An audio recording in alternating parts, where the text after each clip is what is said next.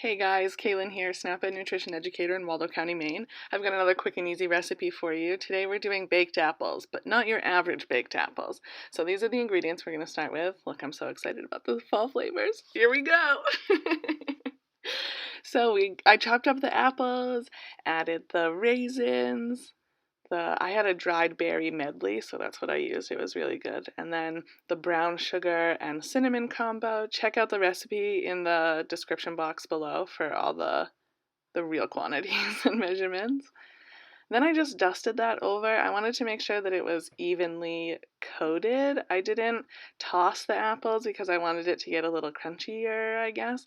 But I started with half of the mixture and I felt like it wasn't quite coated enough, so I used the rest of it.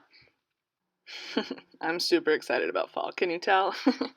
So I doubled the recipe. I used 2.5 times the apples. So I think the recipe calls for 1 tablespoon. Again, check the link in the description box below.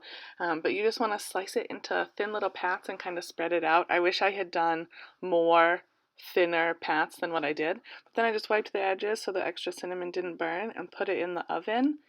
And oh my gosh, you guys, my house smelled so good. Look at it bubbling away.